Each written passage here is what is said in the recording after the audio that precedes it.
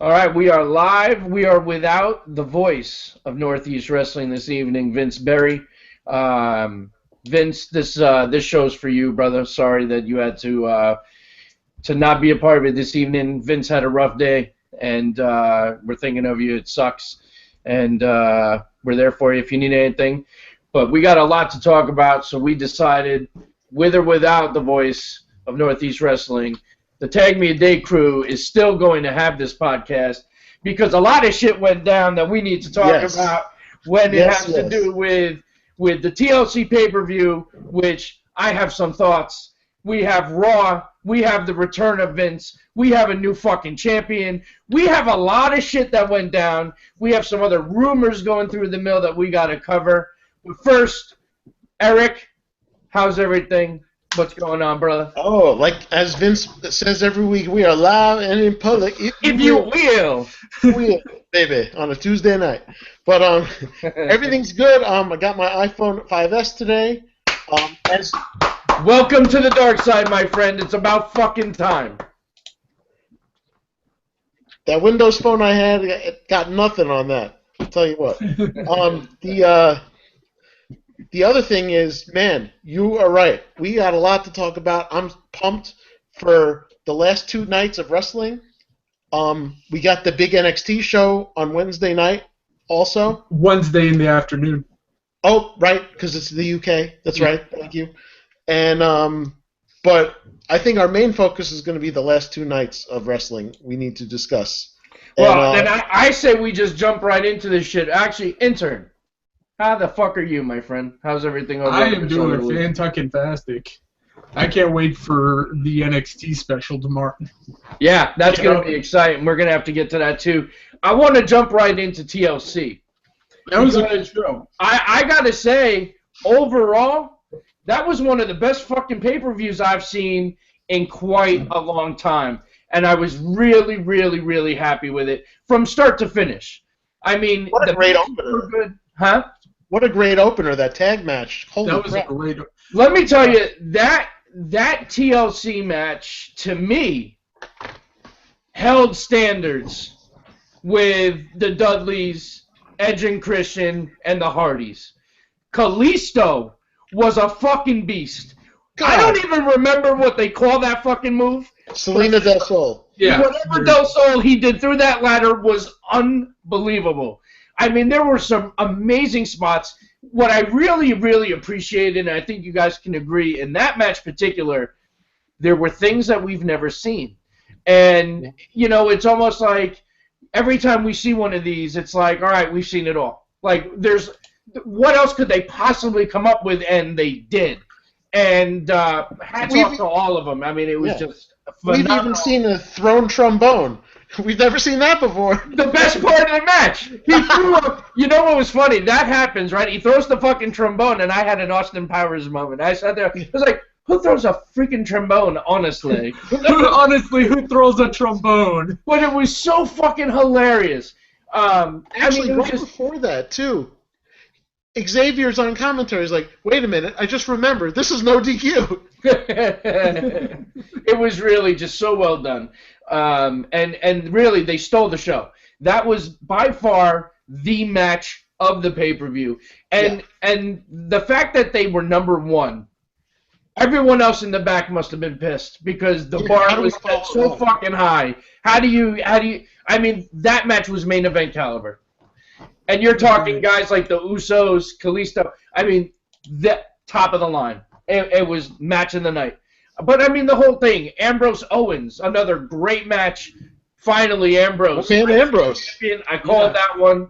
And I'm glad to see it. So, the ending. The ending of the pay-per-view, I could go either way. I mean, I didn't think Roman was going to win.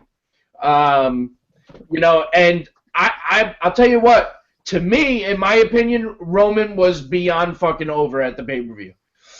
The response he got was great. I thought pretty much the entire match. He was even more over last night. Yeah. Well, we'll get to last night, my friend. Don't jump the gun over there. But, you know, the women's match. What were your guys' thoughts on the women's match? Which one? Well, we're on TLC. the preview show, there was Oh, Becky right, Lynch Sasha. and the Boss. I They actually gave them some time. 12 minutes. I actually did not see that match.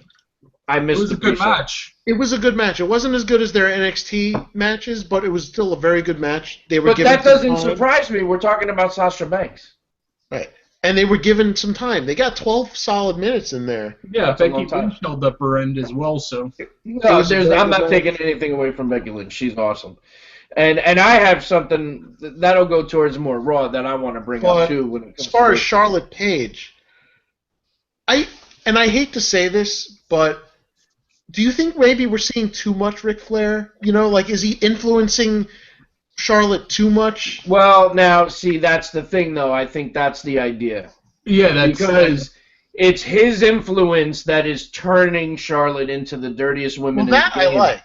And I think what we're going to start to see is the formation of a four-horsewoman managed by Ric Flair. Because I think Becky Lynch ultimately is going to be a part of either that or she's going to go to the League of Nations with Sheamus and she'll turn heel. It's going to be one of those. But if they're going to turn her heel, then they got to do something with Sasha.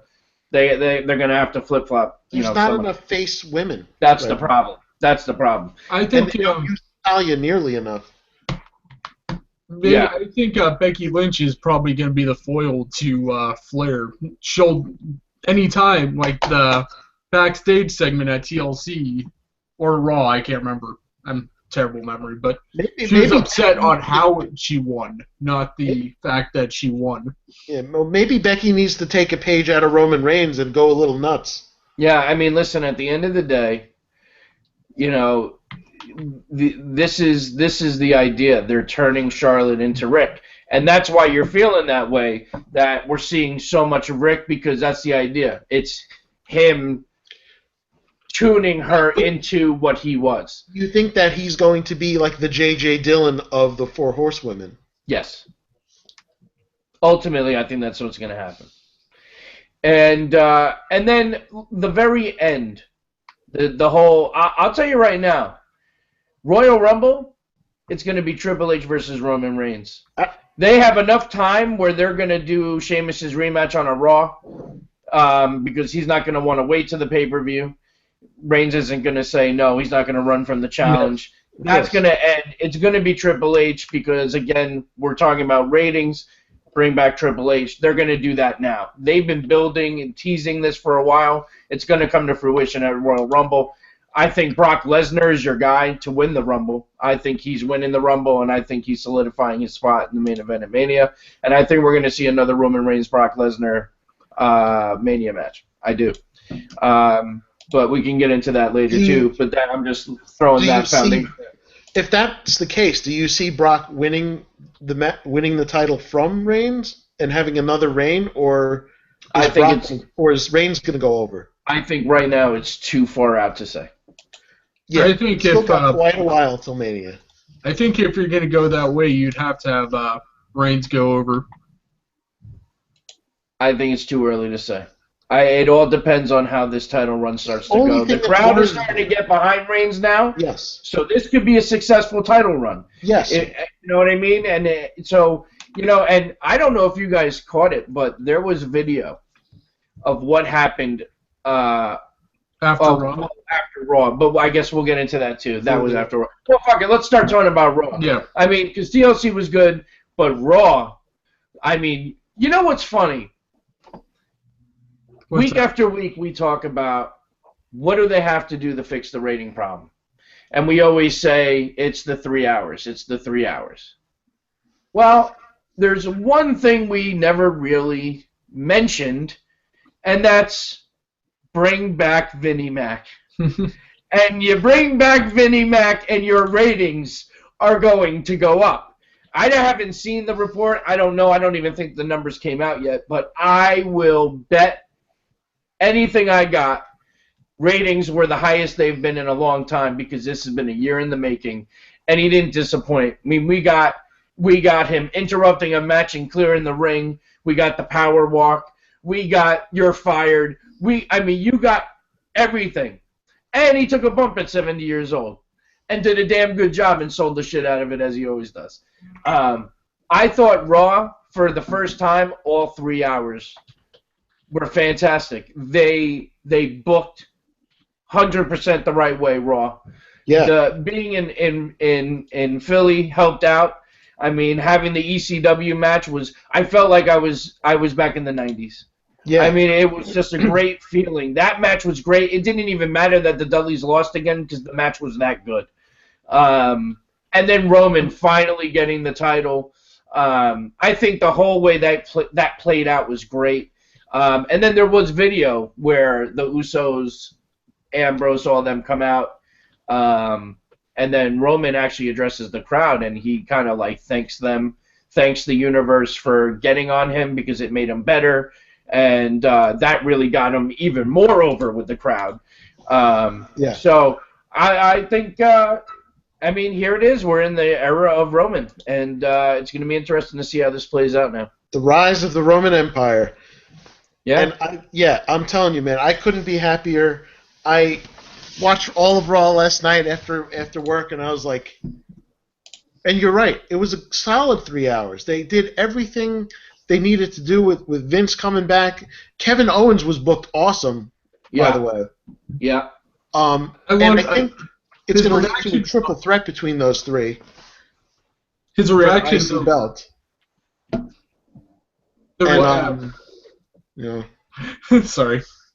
No, go ahead, Ryan. Oh, his reaction to the loss on Monday night was good. I love the pop-up powerbomb using Ziggler to hit Ambrose. I love that spot. That was a great spot. It flowed. It was the first Raw in a long time that actually flowed, and it didn't seem like a chore to get through.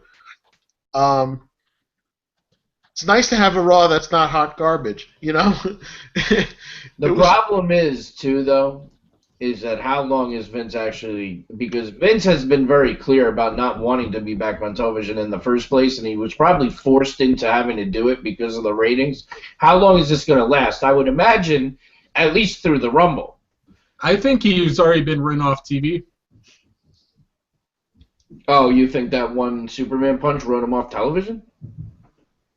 If you're really going to put it over, then, yeah, I think he's already... I mean, Vince has taken a lot more than one punch to the face and gotten up. I mean... I know, I'm saying to put over the he's still Superman the most punch. jacked 70-year-old you've ever seen. Right? No, I'm not saying anything against Vince's obscene... Are you questioning the size of that man's grapefruits? I give him all the credit. How many CEOs would do that for their product at the age of 70? But that's what's amazing about Or Vince. even at all. Yeah, He put body on the line many times over. Even before he was outed as the owner, you know what I mean? No, that's what I'm saying is, but and then you compile the fact that he's 70. Oh yeah, especially that. But yeah, the thing, it flowed very well. Apparently Barrett has a little injury again, which is why we haven't seen him. Some kind of nerve damage or something, but they say it's not serious, so he'll be all right. That guy cannot catch a break. He really can't. I feel so bad. Like he's got to be one of the unluckiest. You know. Him and Mark Henry. At least with Daniel Bryan's situation, Daniel Bryan was still able to achieve the main event of WrestleMania and win the world title. I don't think that before his injuries, it was the crowd that got him there, though. Well, yeah, I'm saying Bryan, before his unfortunate injuries twice, was still able to climb the mountaintop, whereas Barrett keeps it just keeps stall stop for him, and it's a shame because I really think that they dropped the ball when they took away his bad news gimmick and made him king. Took away all his momentum. So I could see the reason why they did it, but they wanted to keep him heel, but at the same time, it just killed everything. I think they should have run with him as face giving bad news. No, it should have. That's what they should have done, but But That's what the WWE does a lot. They here's do exactly what they should do. Steve, to your point about Brock winning the Rumble and main eventing with Roman again, the only fear I have is that they spent so much time building Reigns as a good guy, as getting cheered and stuff. I just feel like as over as he is now, Brock is just that much more over, and I'm afraid they're going to cheer Brock more, and I don't want that to happen. I mean, because they work so hard for Roman lately. It is a valid concern. But as you said, it's too far away for us to even really fathom. I mean, listen, it's a valid concern. My thing is, if Roman is that over by then, and he's really got some good momentum going into Mania, then I don't know that they can't cheer both of them. Yeah. And plus, let's go Roman, let's go Brock. I mean, yeah. You know what I'm saying? Yeah, and you also have the genius of Paul Heyman. Right. Because Paul can make the fans turn on Brock and continue to cheer Roman. Oh, in a minute. Paul Heyman's got the magic touch. Like we were talking before you jumped on, I think Triple H might be, if you put him up against Reigns, you'll have a WrestleMania 22 situation where Triple H is getting the cheers over Roman Reigns. I mean, it's possible. Especially it's a more likely situation than it was at 22. You have a returning Triple H. I mean, his last match was what, WrestleMania? All right, well, then let's do it this way. So if it's not Brock, then who is it? No, I'm saying that if you do the Triple H at Rumble, then Brock at Mania, you have two bigger names than Roman Reigns that are probably getting that much more cheers. So, but see, I don't think necessarily that Triple H would get the cheers. I think he would, just out of the fact it's been close to a year since you've seen him wrestle. That is true. You're gonna have an immediate nostalgia pop for the his mute. Just alone, "It's Time to Play the Game" by Motorhead. I don't know. But see, if Triple H is very good at garnering heat if he wants it. Oh yeah, I'm not saying that he's one of the best heels, but yeah. Even when he was pulling all out heel against Cena at 22, there's still going to be, especially with the crowd wanting to take control of the shows now. If they want to cheer for Triple H, they're going to cheer for Triple H. Especially you already have a faction of the crowd that hates Roman Reigns. I mean, I just don't see the crowd cheering Triple H over Roman right now. I'm not saying it's a done deal. I'm saying it's a possibility. Well, no, I'm just saying because look at the reaction when Roman beat the shit out of him. Yeah. The crowd was loving every minute of it. So, you know what I'm saying? Like, if the crowd started booing Roman, then I'd say, all right, well, maybe I agree. But they were pretty over on the fact that Triple H was getting his ass handed to him. Now, okay, Steve, over for that. Here's a question. Now, what if Triple H does not get the match with Reigns at Rumble, Sheamus gets his rematch, and Triple H wins the Rumble? What do you think about that? I would be really pissed off if Triple H won the Royal Rumble. I don't think he has any business being in the Royal Rumble match. Okay. That's just my opinion. I think his time is past for that. Do you think that Triple H is going to wrestle at all at WrestleMania? And if so, who would it be? Because if he's fighting Reigns at the Rumble, then, if he's going to have a Mania match at all, who would it be? I definitely think he will wrestle at Mania. Ambrose? The only person I can think of right now is Seth Rollins. If he's cleared by then. If he's cleared by then, right. I think Otherwise, do you go with Ambrose, maybe? mean, you could, but they'd have to build something up. I mean, Rollins makes the most sense if he's cleared because, Oh yeah. There's just so many easy ways you can go with that. If Rollins is cleared by Mania, why wouldn't you go with a Shield triple threat? Why would you? Like, you'd have Seth Rollins, you could have Ambrose win the Rumble, and then Rollins, you would have his rematch clause. But see, I don't like that if Ambrose is going to have a long-term IC title run, because I'm assuming he's holding that title through Mania, which means he's going to have some kind of feud being built to defend the title at Mania. Yeah, because I think, I mean, there are rumors that Owens was going to have a thing with Lesnar. I don't know about that because I still think there's a lot to do with Owens and Sami Zayn when Sami Zayn comes in.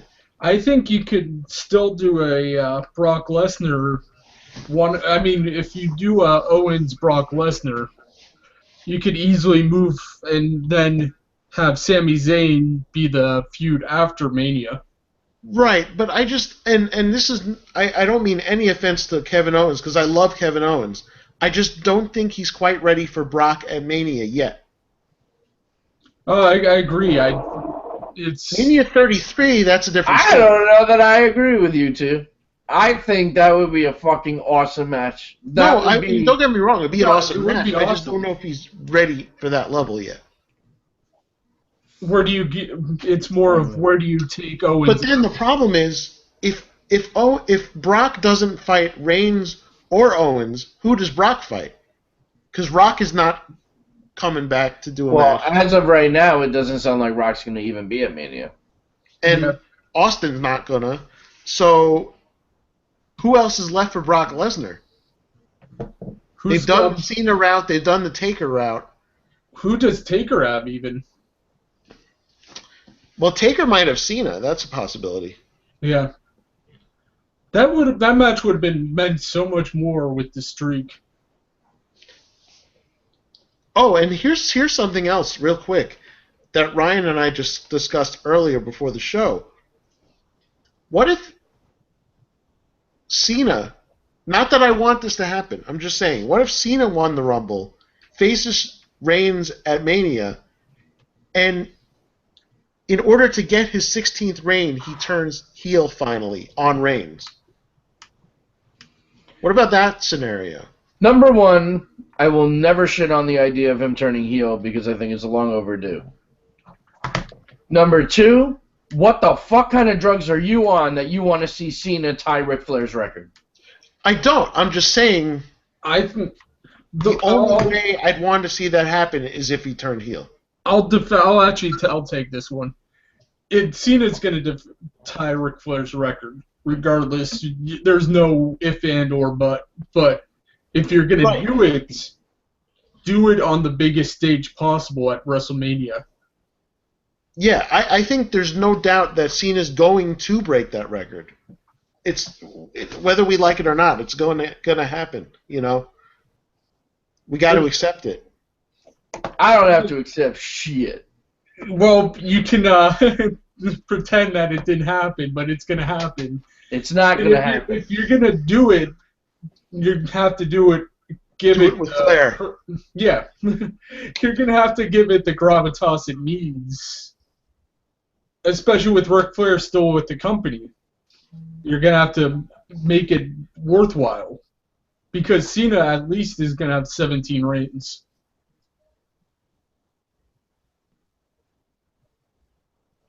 And look, don't get me wrong. I don't want Cena to break the record as much as you don't. But I think it's a reality that Cena's got more steam in him before his career is over, that he's going to win at least one more world title. And honestly, who else would? Records are meant to be broken. Who else is going to break it? Right, and because Triple H is close, and so is Randy Orton, but I don't think they're going to break it. Triple H is at 11, right? or 13. But honestly, here's my thing. To me, having 2 world championships in the same company made no goddamn sense. I hated the brand split the whole time. It watered down the world championship, and it made you can't have two. I'm sorry, you can't have 2 world championships. And come on, someone like Edge, as much as I love Edge, should not be like an 11-time world champion. Yeah, That's that was ridiculous. Especially his reigns. They were all fairly short. They don't mean jack shit. Flair, while he may have 16 reigns, a majority of those reigns were long and good. There was a bunch that were very short, though. Right, towards the WCW era, especially in the late 90s, 2000. But No, I'm talking when he was doing the house show circuit. He would sometimes drop yeah, the title at the beginning of it, and some of them, according to the records, didn't count. Like the one to Carlos Colon didn't count, or there was one to Harley Race that didn't count. Apparently, this and that. If you really break down Flair's title reigns, really, he's probably more like a 22-time champ. yeah, that's what I've heard. That number was floating around. But they made 16 as the number. But look, you got guys like Cena and Triple H and Randy Orton and Edge with a ridiculous amount of title reigns when they don't mean as much compared to Flair's. So if the record does get broken, all in all, I don't really give a shit because they don't mean as much as Ric Flair. It's not going to take out anything away from Flair's. Right, yeah, and that too. He's still one of the best in the game. Just like Undertaker. As much as I hate and still hate to this day that the streak was broken, it doesn't take anything away from Undertaker as a legend, and and this and that. So that you're right in that respect. So I'm more okay with the streak being broken, especially the follow-up. They actually followed through with the whole Brock Lesnar push, so it meant something. But I will say this: what I'm very happy about too. Well, for one thing, as happy as I am for Roman Reigns, I'm even happier that Sheamus is not the champion. That is the one factor that made my night even more special last night because Sheamus, I'm sorry, Sheamus versus anybody at WrestleMania is not a worthy WrestleMania main event.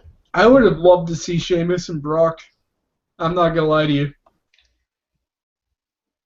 It's not that I wouldn't want to see Sheamus versus anybody, but I just think that Sheamus not the main event spot. Anyone, is not a WrestleMania main event person. I agree with you, 100%. And what do we have? What else can we talk about? We got the Slammies, which frankly, they don't really mean anything.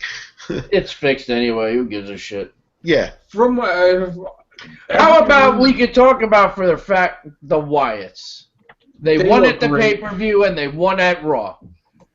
About time they won 2 nights in a row. They win one more in a row. We call that a winning streak, boys. Oh, yeah.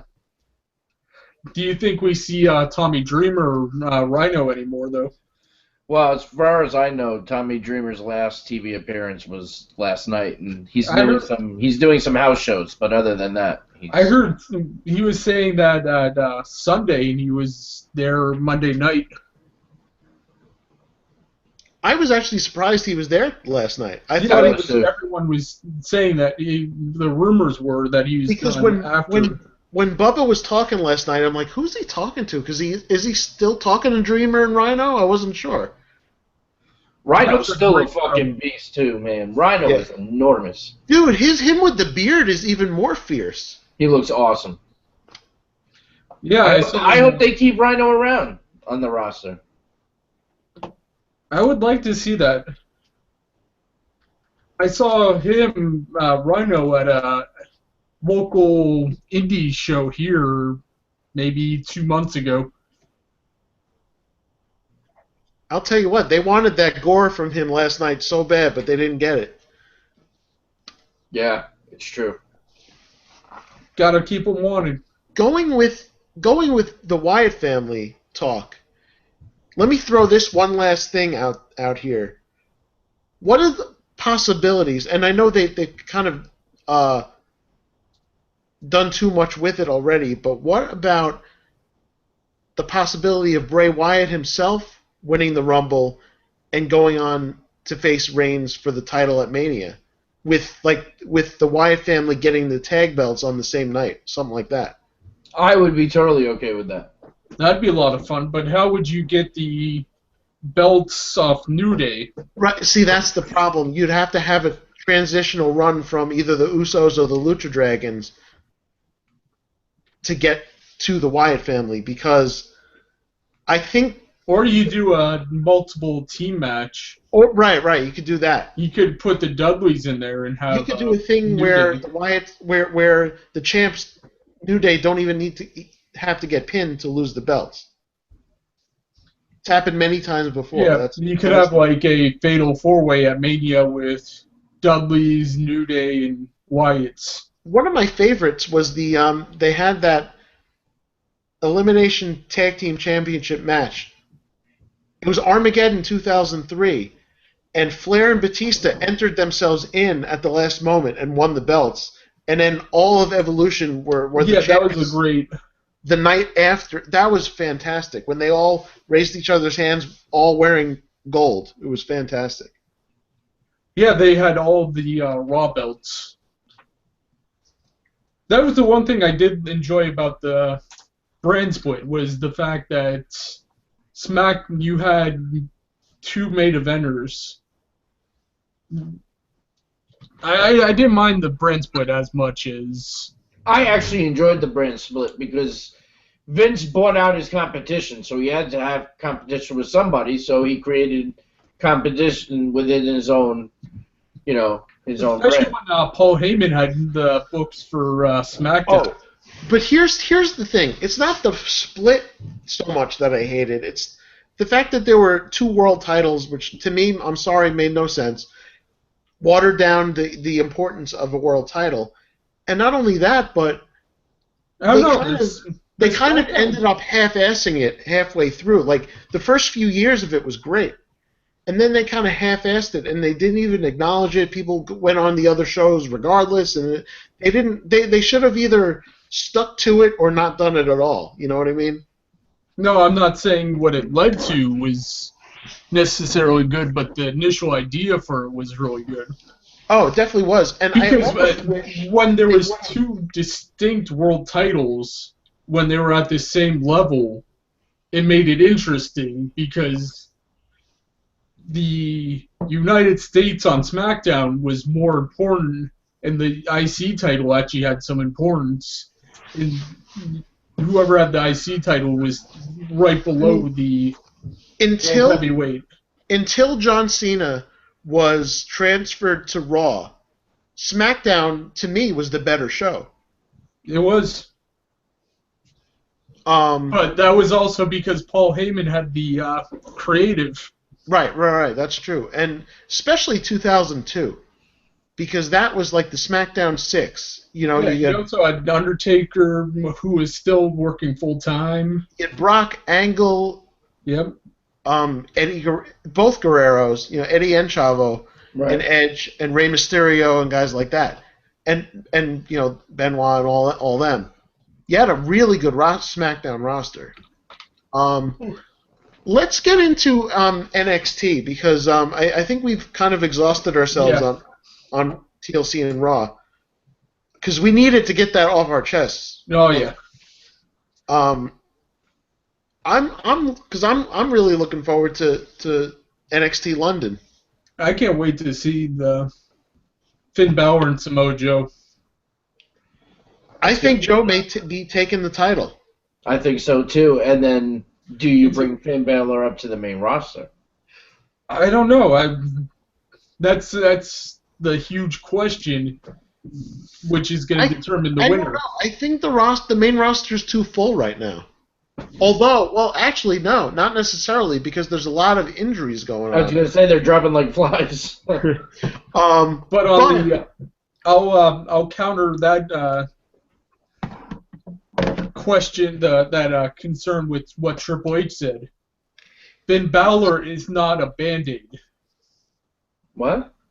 On the conference call for NXT London, Justin LeBar asked, or one of the WrestleZone crew asked him if they were going to bring up Finn Balor because of the injuries, and he said Triple H responded by saying Finn Balor is not a Band-Aid to fill in for injuries, because sooner or later the people are going to come back. Right, and then where to leave him? Yeah. When Finn Balor comes up, it's because he has everything ready to join the main roster. Yeah. Okay, if they do bring him up to the main roster, when do you do it? Do you do it the night after Mania? That would be a good... I don't know. I don't want to see... I was going to, before we transitioned off, this is a good topic. Look what they're doing with Tyler Breeze. What are we doing with him? He's feuding with Dolph Ziggler. Is he? He was, I don't know. Not so much anymore, because Ziggler's kind of implanted himself into the Owens-Ambrose thing, in a way. Although, of course, you could always add Tyler Breeze in there because he was feuding with Dolph Ziggler. Right. It's possible, but at the same time, I'll tell you what, it would be a very entertaining Fatal 4-Way. Yeah, it would be a really good Fatal 4-Way. I'm just saying, from what it looks like right now, it looks like he's kind of just there. Well, I mean, you're talking one day after the pay-per-view. He lost to Neville last. I mean, he hasn't really had that many. He's kind of losing more than he's winning. Well, he's kind of floundering right now. Maybe so, but they only just brought him in. You can't expect him to win everything. I'm not expecting him to win. I'm not saying give him a strap and strap a rocket up his ass, but I'm expecting something meaningful. I mean, what would you do with Finn Balor on the main roster? That's a good question. Yeah. That's more. That's how he's tying it back in. I think there's more. There's even more you could possibly do on NXT with Finn Balor, even if he loses the title to Joe. They could still have a tremendous rematch. But the other title change that I think will happen tomorrow night is I think my boys Enzo and Cass are finally going to win those tag team belts. I hope so. I could see them doing it. I don't see why. I'm a big fan of those guys. We might see a heel turn for the Vaudevillains after. They already seemingly have, in a way, they planted the seeds for it. Yeah, that's what I'm saying. After the thing with Jordan and Gable, who I also love. That's a good team. But Enzo and Cass, they deserve it, man. Like they said last week, they've been a team longer than any other NXT team. Yep. And through the two injuries that Colin Cassidy has sustained in the last 3 years, and the rise in popularity that they have, and with Carmella on their side as well. Man, I think it's their time. I thought Brooklyn would have been the perfect time. That's why I was confused. Why they weren't even on it? Well, yeah. Well, the fact that they decided to go with a face turn for the Vaudevillains and then they won the belts, which I wasn't complaining about. But Dawson and Wilder, I just have a feeling, are going to be the transitional champions, and that's okay. Nothing wrong with it. But I think it's Enzo and Cass's time. I agree. I do not think However, I do not think that Bayley is ready to lose her title yet. No, definitely Well, not. Bailey's gone on record to say that she doesn't want to leave NXT, that she's happy where she is right now. I don't know how you wouldn't be. She's in no rush. The problem is, obviously, Nia Jax is a monster, and she's got Eva Marie by her side. However, Nia Jax is too green, and, she's not quite ready yet, despite being The Rock's cousin, I know. I haven't seen enough of her to impress me yet, especially to be in contendership for the title. But here's the thing. Bayley's on top right now. If you really think about it, who else on NXT, women-wise, is credible enough to challenge and defeat Bayley for that title? I don't think right now with the whole feud, you have this is probably going to be a DQ Eva Marie screw-up. Well, yeah, I could definitely see it going down like that. And then you just kick the can down the road a little bit and just continue the feud. But I have two possible scenarios for Asuka because she's got her match with Emma. Now, Dana Brooke could, because of how humiliated she was after losing to Asuka at the last TakeOver, could help Emma win.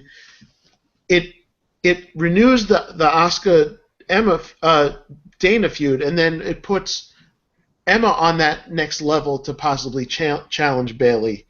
Or they go if they do that, they can have it where they both do a double team on Asuka afterwards, and then somebody comes to her rescue, kind of like they did with Itami, and then he brought in Finn Balor, kind of like that.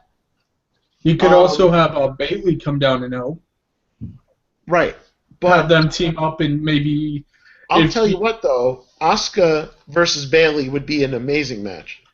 That's what I was getting at, is have them team up till NXT Texas and have that be the match for the Mania weekend. And what's the other match that's happening at TakeOver? Apollo Crews and Baron Corbin. Oh, right. That should be a good match. Should be good. I don't see any way of Apollo Crews losing. Yeah, no, he's winning. Apollo is amazing.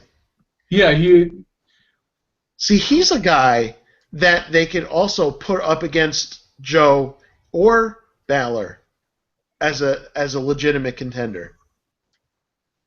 Oh yeah, without question. He's a beast. I could see him winning the World Heavyweight Championship on the main roster when he gets up.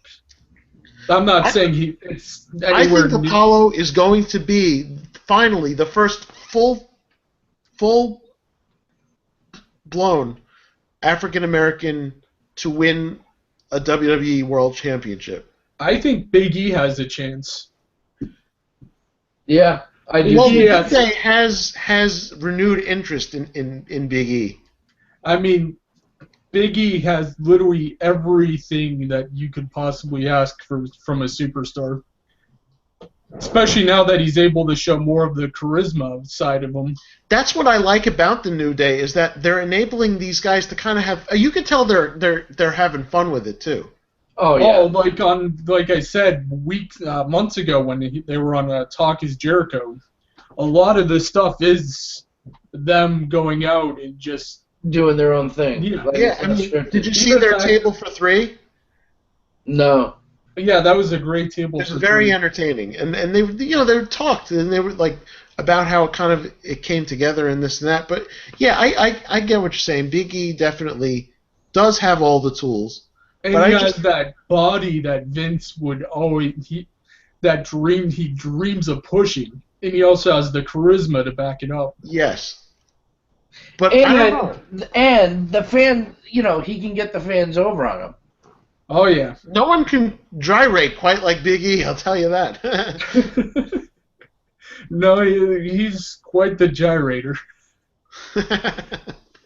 But I would love if whenever the New Day's over, here he has a gimmick or that he could always bring back was The the 5 5 count. count. Right. I love That's the whole premise of our show here. Yeah. I was huge. That's when I really got into NXT was when he had the belts and they were doing the 5 count gimmick. And I'll tell you, I'll go one even further. I think if they ever induct King Kong Bundy into the Hall of Fame, then Big E needs to be the inductor. Oh man. I am like fully over on the New Day. They are just fantastic. I've always. I was as soon as they turned heel, I was a big fan of New Day. They're one of the best segments on every show, usually. Last night was great. The whole acting like they were giving congratulations. You know what though? I don't think that was an act. That was legit. And then No, I'm saying it was, but storyline it was an act because they. I think afterwards, like you're saying, like after they had their nice little moment and they all shook hands, and then they went back to. It's very reminiscent of when after Edge and Christian won the tag belts in that triple ladder match at WrestleMania 16. Yeah, and they brought out the Hardys. They bring out the Hardys and the Dudleys. They all have their moment, and then Edge and Christian revert back to their heelish ways, and then they really became like that charismatic duo. I think the New Day are on that level now. They're definitely. They're almost like the new Edge and Christian in a way. To tie this back to current events, if there was a way to combine New Day as one superstar, they deserve Superstar of the Year. Yeah. Well, they damn sure are Tag Team of the Year. Oh, easily. I was looking at the contenders. There's no way you could give it to anyone else. Maybe Tyson and Kidd and Cesaro if Tyson didn't break his neck so early. Right. They would have been contenders up there had Kidd not had that accident. There's rumors that they're interested in bringing in Shinsuke Nakamura to WWE. I'm not familiar with the name. I'm sorry. Who? He's this Thank you. He's a big name in New Japan, and no, say the name again. Shinsuke Nakamura. Yeah, no. He's huge in New Japan, and he's been in several Ring of Honor shows the last while. Oh, yeah. I was honestly feeling like I was going to be the idiot of the group, and both of you would know exactly who it was. Yeah, no, that name I don't know. I need to brush up on my New Japan.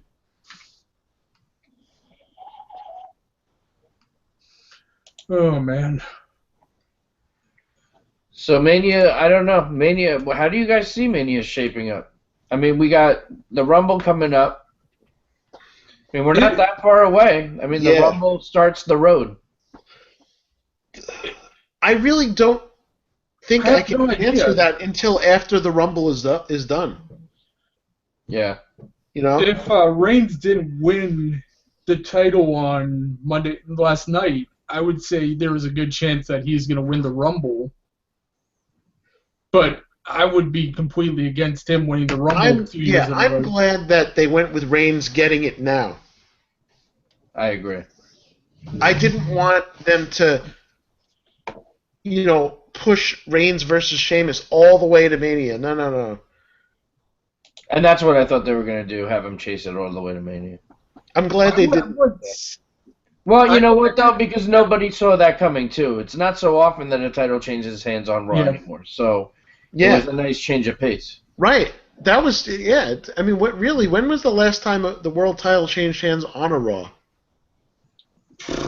Randy Orton, Miz? When Miz cashed in, maybe? Yeah. I think that was the last time it changed hands on a Raw. That was a good 5 years ago. Yep. But like when those things, because they rarely happen, when they do happen, that made for a fantastic finish to a Raw. It was a great finish to Raw, especially with the NXT beatdown and the whole awesome, and it was a good, solid. Randy Orton still looked pretty good in the losing effort. I'm still kind of bummed that we're not going to have Orton part of Mania this year. That is disappointing. Yeah. There's so many guys that are out for Mania. It's really disappointing. The timing couldn't have been any worse. You know, especially when you got guys like The Rock who you're probably not going to be able to get your hands on, or, you know, Stone Cold, you know, guys that you were counting on. You can't even ask Hogan because you fired him. Yeah. I would love to see Hogan back for 32. I know it's not possible, but No, anything's possible. just that whole situation still leaves a bad taste in my mouth. I mean, you're punishing what was a suicidal guy for, I don't know, not defending what he said, but just What about? Is it even worthy of discussing that there's this lady that's was trying to start a petition to get Donald Trump out of the WWE Hall of Fame? I am so sick and tired of Donald Trump that I don't want to ever talk about him. Steve and I we witnessed Donald Trump getting inducted that night. That's right. Like I don't hate Trump. I don't like him, but at the same time, I'm just so fed up of hearing about Donald Trump. You can call you can call Hulk Hogan a racist all you like, but Donald Trump is much worse.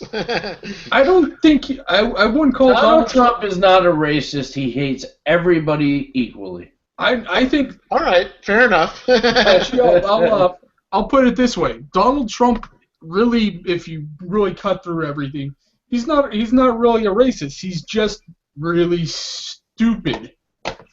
He happens to be brilliant. Or he's let me build on what I was gonna say. Like, he has no idea. Like, just listening to him, if you have to cut through all his bullshit, and if you cut through all of it, all his hyperbole, you actually get a decent statement out of it. But half the time, he's so high on his ass that he just ruins the point he's trying to get to. A lot of it is that he just tries to be funny because he's been in entertainment forever, and that's just what he does. Like, I would never in a million years vote for the man to be president. But no, at the same time, he's hilarious. He's a great entertainer. But at the same, like, he's a natural heel. Yeah. Like, there's people petitioning to get him kicked out of the Hall of Fame now. Yeah, I listened to his speech on the border where everyone was saying that he was calling all Mexicans rapists. If he just did a really poor job of explaining exactly what he meant. I know exactly what he was trying to get across, but he didn't do a good job of presenting it. But at the end of the day, he doesn't care. No, I didn't say that he cared. Yeah. He's unapologetic, and he has no filter. He'll say what he wants to say to get a rise out of people half the time. I don't know how we ended up getting on this rant, but I think I brought it up, so that's my fault. Yeah, you brought it up, but I'll give you, it is topical. I mean, he is in the Hall of Fame, but it's just that. But the whole point I'm trying to make, though, is that the whole, like, kicking Hogan out, you really can list a bunch of things that a bunch of Hall of Famers have done to warrant them getting kicked out. Like Sonny, for instance. I don't think Hogan's actually kicked out. He's just not being advertised. About. Yeah, he's just kind of to the side. I mean, there's no way you could ever remove a Hulk Hogan from WWE history. Yeah, exactly. And here's the other thing too. Look, I've been a WWE fan my whole life, and I probably always will. However, it's not the be all end all. I mean, there is a professional wrestling Hall of Fame, a real one. Yeah. You know what I mean? Like WWE's is like who's on Vince's good side Hall of Fame. Yeah. You know, let's call a spade here. I mean, look at Rikishi for these last year's. I'd say he had a good solid run, but I wouldn't say it was Hall of Fame worthy. The main problem I had with that was that they didn't acknowledge anything else that Rikishi did besides that gimmick. You know, he had been a wrestler since the Samoan SWAT team in the late 80s. Yeah. And, you know what I mean? And the Head Shrinkers. They didn't acknowledge any. I mean, look, not that I wanted to acknowledge the Sultan, you know, or when he wanted to make a difference or whatever, the make a difference Fatu. But it acknowledged some of that. I mean, or his bad guy gimmick. Oh, bad man. Sorry, Batman. I did it for the. Oh, Rusev said, I did it for Lana. I did it for the people. All right, well, we're about at the top of the hour, boys. So we're going to wrap this thing up. Don't you dare be sour. No, because you can turn in next week, same time, and we'll do this all over again. And next week we'll have the voice back, Vince Berry, and we may quite possibly have the return of One Big Heck. Yes. So we're very excited to have Hector back. If it's not next week, it'll be the week after, but we're shooting for next week. So hopefully Big Heck will be back. Vince, hope you're feeling better. And tune in next week. We're going to have a lot more to talk about. It's wrestling, so more shit's going to go down. It's bound to happen. More shit's going to go down. Unfortunately, we don't have anything to play us out. But TakeMeDate.com, first month's free. Sign up now. You know you want to. Find somebody to share your next Royal Rumble with. Why watch it alone? Then I'd be sour. All right, boys. We'll sign it off. We'll see you next week. Yep. Yeah.